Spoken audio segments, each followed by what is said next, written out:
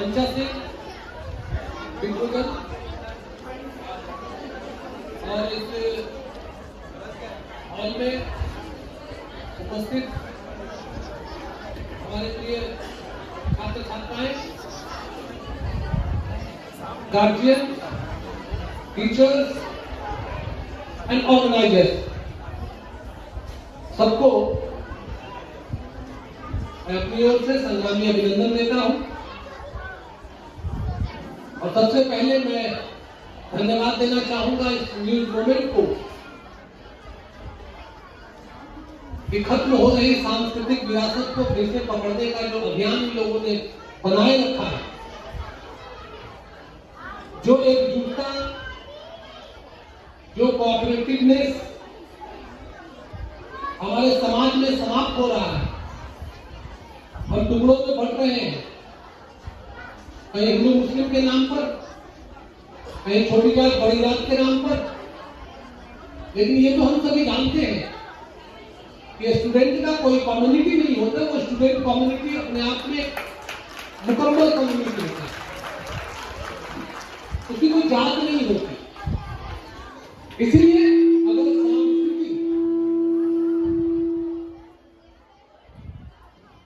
अगर संस्कृति को बचाए रखना है तो हमको विद्यार्थियों के पास, स्टूडेंट के पास हमको जाना ही होगा। और न्यूज मूवमेंट का ये जो काम है, निश्चित तौर से ये साझेदार की होती है। दूसरी ओर जिस टॉपिक पर मुझे बोलने के लिए कहा गया, पहले मैं बता दूं कि इसका विशेषज्ञ मैं नहीं हूं। एनईपी, कुछ लोग न्यू एजुकेशन पॉलिसी कहते हैं, कुछ लोग नेशनल एजुकेशन पॉलिसी कहते हैं। एनईपी 2020 इसको लेकर के अभी भी विचार चल रहा है, कई जगह पर प्रयोग हो रहे हैं, लागू हो चुका है। और कोई भी चीज, कोई भी पॉलिसी जब लागू होती है तो लागू होने के साथ साथ उसका परिणाम देखने को नहीं मिलता, लेकिन हम एक उम्मीद तो कर ही सकते हैं कि जिस तरीके से एनईपी को लागू किया गया कोरोना काल के दौरान, तो निश्चित तौर से बच्चों की भलाई के लेकर के किया गया होगा। लेकिन जो सारे उपादान हमारे सामने में मौजूद होते हैं, एनईपी में जो साफ तौर पर क्लॉज दिया हुआ है, उसमें साफ लिखा हुआ है कि ये जो बच्चे शिक्षा के आंगन में या शिक्षा के प्रकाश में जो नहीं पहुंच पाए हैं, या शिक्षा का प्रकाश जिन बच्चों तक नहीं पहुंच पाया है, ये न्यू एजुकेशन पॉलिसी एनईपी उन बच्चों तक भी शिक्षा के प्रकाश को पहुंचाने का काम करेगा। इसमें 36 साल बाद भारतवर्ष में कोई एजुकेशन पॉलिसी में परिवर्तन आता है, और ये परिवर्तन उस पुरानी धारणा को, जो पुराने लोग हैं, जब हम बंगाल की बात करें तो 78 के पहले तक जो माध्यमिक का पैटर्न था, जिस पैटर्न में हम लोग 10, 12, 10+2+3+2 तो हम लोग ने पढ़ करके हम लोग आए, हमारे पहले के जो लोग हैं, जो लोग 11 तक पढ़े, उसके बाद में पीयू किए, प्री यूनिवर्सिटी किए, वगैरह। मैं उसमें विस्तारित रूप से नहीं जाना चाहता, उसमें बदलाव आया था। अब ये बदलाव जो आया है, 14 का बोर्ड खत्म हो जाएगा। जो बच्चे अभी 8 में है, संभवतः या 9 में है, स्कूल के पीछे हमसे बेहतर बोल पाएंगे। कॉलेजों में जो देखने को मिल रहा है कि कॉलेज में 4 साल का ग्रेजुएशन हो गया है।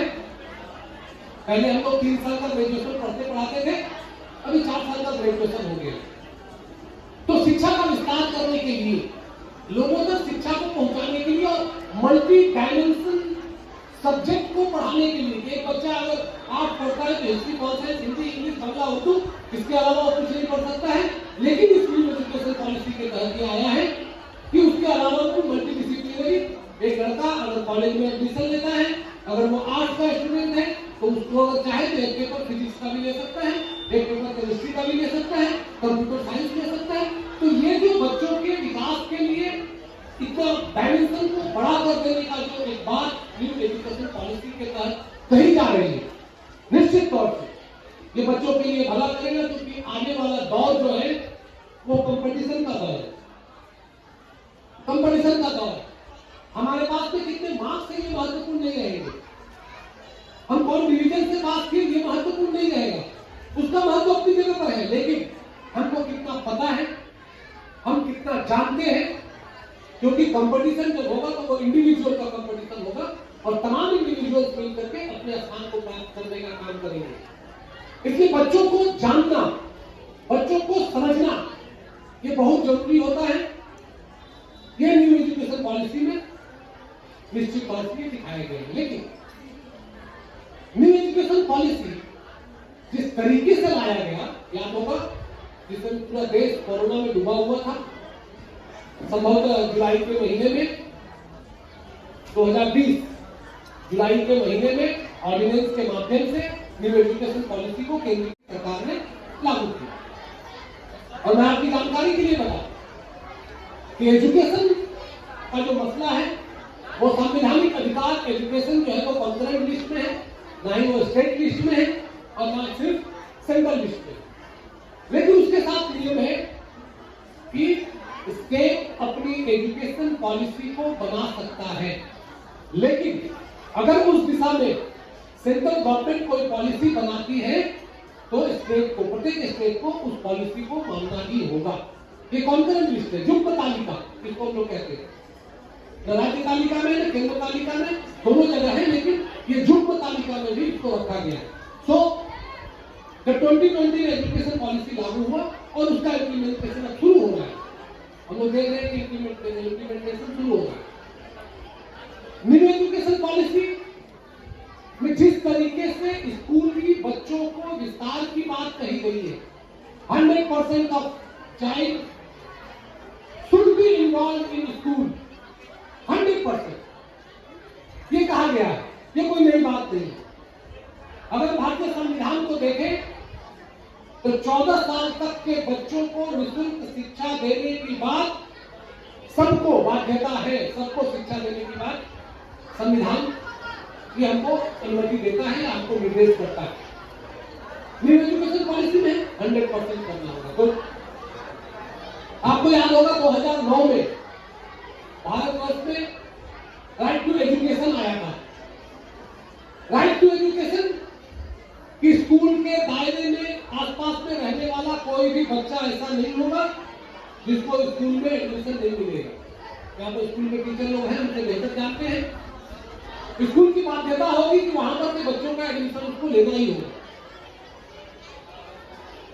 ये न्यू एजुकेशन पॉलिसी में कोई नई बात नहीं है कि 100% बच्चों को इनरोल करना होगा। ये हमारी भारतवर्ष में ये पुरानी परंपरा चली आ रही है, लेकिन हम कितना कर पाए हैं ये हमको देखना होगा। आज भी भारतवर्ष के लगभग 30 to 40% बच्चे स्कूल का मुंह नहीं देख पाए। हम उम्मीद करेंगे कि न्यू एजुकेशन पॉलिसी के तहत जो पॉलिसी हमारे सामने में आई है, इसमें सारे बच्चे स्कूल जा पाएंगे, ये हम उम्मीद तो कर ही सकते हैं। इतनी सुंदर एक पॉलिसी को इतने प्रचार के साथ इतना ढोल पीट करके लाया गया हमारे सामने, तो निश्चित तौर से इस उम्मीद को तो हम कर ही सकते हैं। लेकिन तो सबसे पहली बात है कि एजुकेशन 14 साल तक के जो संविधान में प्रावधान है कि 14 साल तक के बच्चों को, प्रत्येक बच्चों को निःशुल्क शिक्षा पाने का अधिकार है। मामला वहीं पर भटक है। जब बात आती है एजुकेशन के बजट की बात आती है तो लगभग 30-35 सालों से ये डिमांड हो रहा है कि जीडीपी का 6% एजुकेशन में खर्च हो। जीडीपी का 1 पॉइंट समथिंग कुछ खर्च होता है,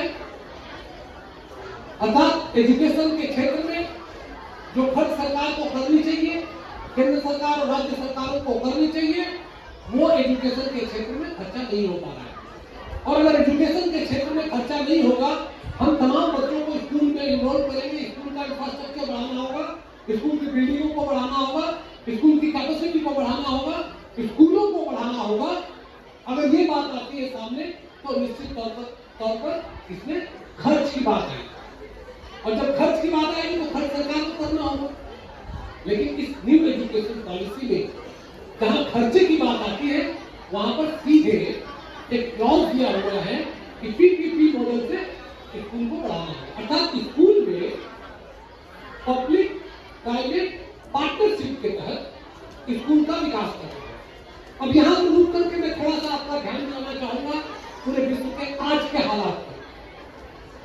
आज पूरे विश्व में अगर सबसे मुनाफे का धंधा कोई है, सबसे मुनाफे का धंधा, तो वो हेल्थ और एजुकेशन, ये सबसे मुनाफे का धंधा। और बड़ी बड़ी कॉर्पोरेट कंपनियां, क्योंकि एक बंदा भले वो रिक्शा चलाता हो, वो ठेला पर सब्जी लेने किसी को छोटा नहीं करना, चाहे वो फुचका की दुकान लगाता हो, किसी कारणवश परिस्थितिवश वो खुद न पढ़ पाया हो, लेकिन उसके अंदर ये दंश है कि वो नहीं पढ़ पाया है, वो अपने बच्चों को पढ़ाएगा, इसलिए वो कुछ भी करेगा, अपने बच्चों को पढ़ाने का प्रयास करेगा। और जब अपने बच्चों को पढ़ाने जाएगा तो निश्चित तौर पर उसकी औकात नहीं है, मैं औकात शब्द का प्रयोग कर रहा हूं क्योंकि आने वाले दिनों में अगर हम सतर्क नहीं हुए तो हमारी भी औकात नहीं होगी कि हम अपने बच्चों को पढ़ा सकें। तो उसकी औकात नहीं होगी कि किसी प्राइवेट स्कूल में, आप यहाँ सभी बैठे हुए हैं, आप जहाँ रहते हैं आसपास में प्राइवेट स्कूल है, वहां की क्या स्थिति है, क्या फीस स्ट्रक्चर है, क्या वगैरह वगैरह, मैं उसको डिबेट करने जाना चाहता हूं। तो सरकार कह रही है कि इंफ्रास्ट्रक्चर डेवलपमेंट का काम पब्लिक प्राइवेट पार्टनरशिप के तहत होगा। गुड। जब पूरे विश्व में स्वास्थ्य और शिक्षा एक मुनाफे का धंधा बना हुआ है और प्राइवेट आएगा, निश्चित तौर से वो न्यूज गवर्नमेंट की तरह सांस्कृतिक कार्यक्रम फोकट में करा करके सब बच्चों को पुरस्कार देने के लिए वो नहीं है। वो जब आएगा तो अपना मुनाफा देख करके आएगा। और ये लिमिट कहीं नहीं है कि प्राइवेट का पार्टनरशिप कितना होगा। किसी स्कूल में सारे जगहों पर, school, college, university, medical college, technical college, इन तमाम जगहों पर प्राइवेट पब्लिक पार्टनरशिप, ये वर्ल्ड वाइड एक पॉलिसी है। इस पॉलिसी के तहत तमाम सरकारों को ये निर्देश दिया गया है, क्योंकि अभी जो व्यवस्था पूरे विश्व में चल रही है, ये व्यवस्था कॉर्पोरेट वर्ल्ड के द्वारा संचालित हो रही है और कॉर्पोरेट वर्ल्ड अपना मुनाफा छोड़ करके आपके हित की वो बात नहीं करेगा, पूरे विश्व में चलेगा। तो जब वो प्राइवेट के तौर पर आपके किसी इंस्टीट्यूट में वो प्रवेश करेगा तो ये कोई लिखा हुआ नहीं है कि कितने तक वो जा सकता है। और जिस दिन 51% प्राइवेट का पार्टनरशिप हो गया, आप यकीन मानिए कि यहां पर जो लोग बैठे हुए हैं, जिस फैमिली से बिलोंग करते, मैं किसी को आहत करने के लिए नहीं बोल रहा हूं, क्योंकि मैं भी आपसे बेहतर फैमिली से नहीं हूं। हम सभी इस हॉल में जो लोग यहाँ मौजूद हैं, उनके पहुंच से शिक्षा बाहर हो जाएगी। आज आप स्वास्थ्य के क्षेत्र में देख लीजिए सरकारी अस्पतालों की अवस्था क्या है। आज आप स्वास्थ्य के क्षेत्र में देख लीजिए आसनसोल के अली गली में बड़े बड़े मल्टी स्पेशलिस्ट प्राइवेट हॉस्पिटल खुल रहे हैं, जहां पर सामान्य आदमी का इलाज कराना है, लेकिन अगर तबीयत खराब होती है तो घर द्वार बेच के हमको इलाज कराना पड़ेगा। उसी तरह से एजुकेशन के लिए भी हमको गहने गिरवी रख करके, आपको बार बार टीवी में आता होगा प्रचार, एजुकेशन लोन आपको सरकार दे देगी, लेकिन एजुकेशन की व्यवस्था नहीं करेगी। आपके घर में गहने हैं, आप जाके मुठूट में जाकर के जमा कीजिए, बच्चों को पढ़ाइए, पैसा दीजिए मल्टीनेशनल कंपनियों को, कॉर्पोरेट को पैसे दीजिए। दूसरी ओर क्या हो रहा है, मैं बाहर नहीं जाऊंगा, हम अगर पश्चिम बंगाल की बात करें, अखबारों में आप लोग देखते होंगे, पिछले कुछ महीने पहले जो न्यूज आया था कि पश्चिम बंगाल में 8,500 सरकारी स्कूलें बंद हो गई हैं। आप अनुमान लगाइए कि हम न्यू एजुकेशन पॉलिसी के तहत सभी बच्चों को स्कूल में डालेंगे और 8,500 स्कूल हम बंद करेंगे। ये सरकार की मिली भगत है। आने वाले दिनों में, जैसे आप लोग तो, हम लोग सब शिल्पांचल के रहने वाले हैं, आपको याद होगा जिस समय कोल इंडिया का भी इन्वेस्टमेंट चल रहा था, लोग प्रतिवाद कर रहे थे, कुछ लोग समर्थन कर रहे थे, नहीं जरूरी है वगैरह वगैरह, तरह की विचारें आ रही थी। अभी हम लोग देख रहे हैं कि कोल इंडिया को बंद करके प्राइवेट के हाथ में दिया जा रहा है। हम लोग देख रहे हैं मुनाफा जो सरकार को होना चाहिए तो व्यक्ति को हो रहा है। एजुकेशन के क्षेत्र में भी आप देख लीजिए, सरकारी अस्पतालों का अवस्था देखिए, वहां पर डॉक्टर नहीं मिलेगा, तो आप जाइएगा, आपका पेशेंट ज्यादा बीमार है, डॉक्टर नहीं मिलेगा, आप नाराज होके, गुस्सा होके उसको उठाइएगा, घर में सामान होगा कुछ बेच के उसको प्राइवेट हॉस्पिटल में जाकर ट्रीटमेंट करेंगे। ये आपकी बाध्यता है। तो उसी तरह से बाध्यता हम अपने बच्चों को पढ़ाना चाहेंगे, और हम पढ़ाने के लिए बात कर रहे हैं कि 100% involvement should be involvement in the school. जब हम ये बात कर रहे हैं और वहां पर 8,500 स्कूल हम बंद कर रहे हैं, तो एक प्रश्न चिन्ह तो बनता ही है कि ये न्यू एजुकेशन पॉलिसी कहां तक सफल होगी, क्योंकि सरकार फिनांस नहीं करेगी, सरकार फिनांस से अपना हाथ हटा रही है।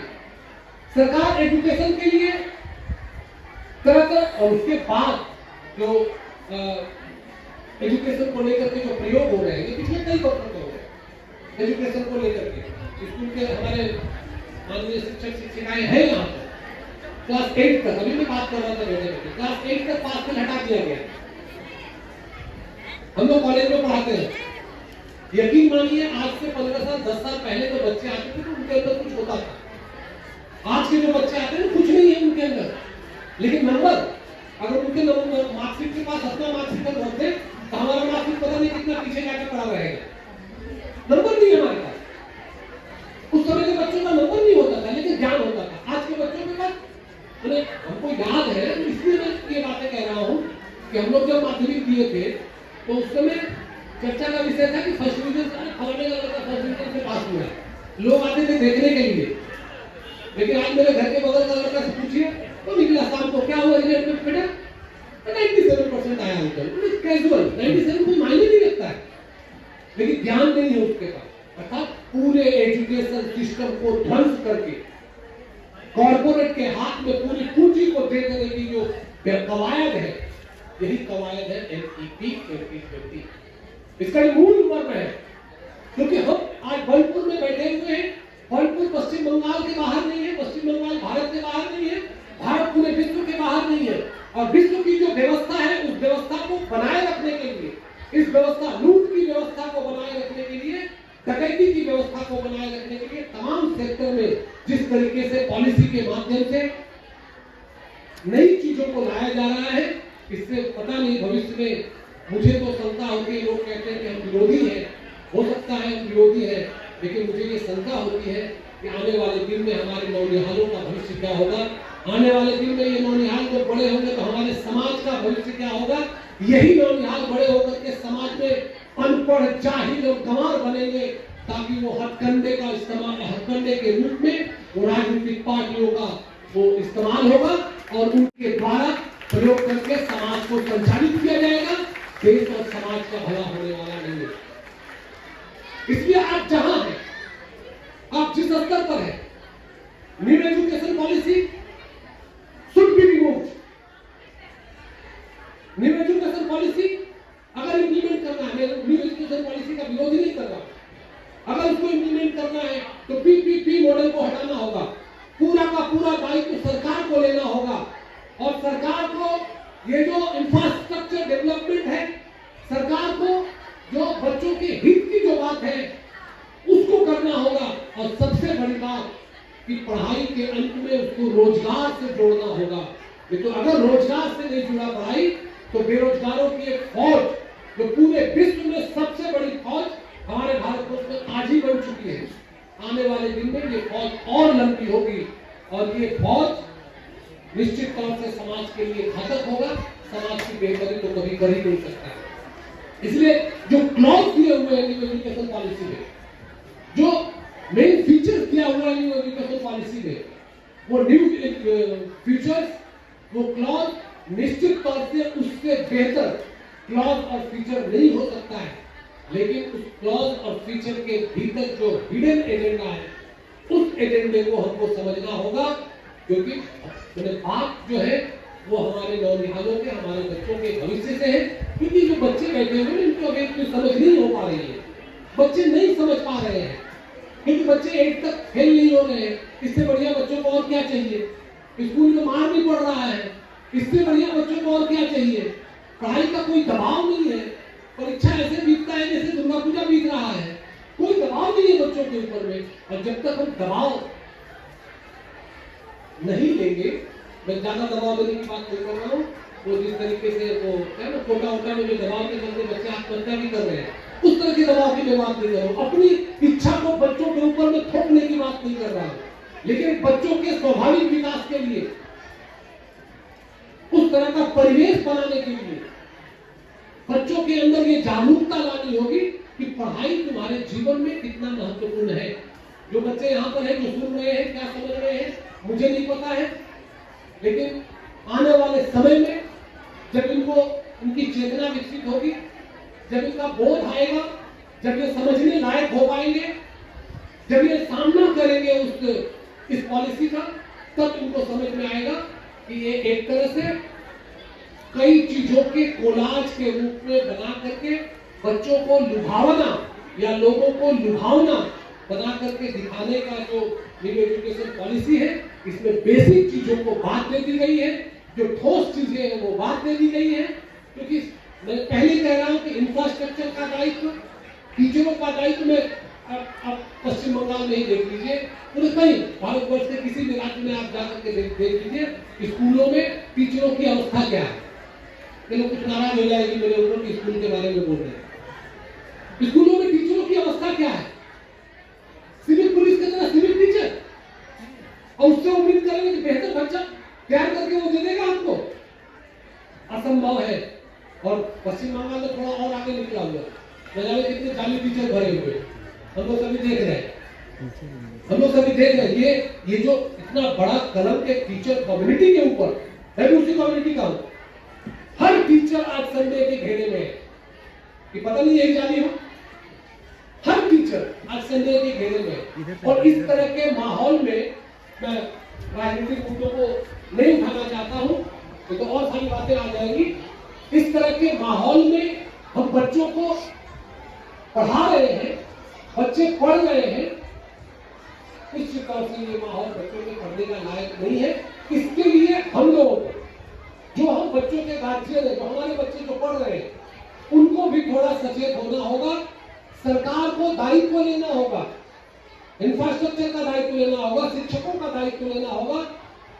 एजुकेशन पर हो रहे खर्च, पूरा का पूरा खर्च, आज जब हम देखते हैं कि 11 लाख करोड़ रुपया कॉर्पोरेट वर्ल्ड का राइट ऑफ हो गया, 11 लाख करोड़ रुपया पूरे भारतवर्ष में कॉर्पोरेट चोरों का राइट ऑफ हो गया, लेकिन वो पैसा एजुकेशन में खर्च नहीं होगा।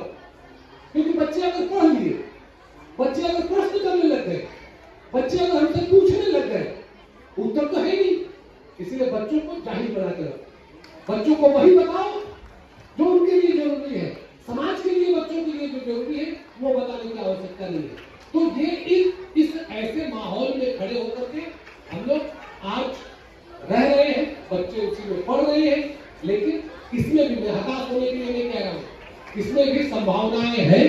हमको समझना होगा कि उस खराब में से जो बेहतर दिखने वाला जो वस्तु है, उस बेहतर दिखने वाले में से बेहतर को हम कैसे निकाल लें और अपने आप को किस तरीके से तैयार करें, अपनी पूरी दृढ़ता और मानसिक तौर पर पूरा स्ट्रांग होकर के हम अपने रास्ते पर चले। निश्चित तौर से हम इसमें भी सफल हो जाएंगे, चाहे कोई जो चाहे। परिस्थितियां बदलती रहती है, परिस्थितियां आती जाती है। इन बदलती हुई परिस्थितियों में अगर हमारे अंदर स्थिरता नहीं होगी, हमारे अंदर दृढ़ता नहीं होगी, तो फिर हम इस धार में, नदी की धार में हम बह जाएंगे, टिक नहीं पाएंगे। हमको टिकना है, एक बेहतर समाज बनाना है, और बेहतर समाज के लिए उसकी तैयारी हमको आज से करनी होगी। मैंने पहले ही कहा था कि एनईपी 2020 पर मैं कोई विशेषज्ञ नहीं हूँ, ये मेरी अपनी राय है। मैंने अपनी राय आप लोगों के साथ शेयर की। अगर किसी के मन में कोई प्रश्न हो, कोई जिज्ञासा हो, तो वो प्रश्न कर सकता है। इतना ही बोलकर मैं अपनी बात को समाप्त करता हूं। धन्यवाद।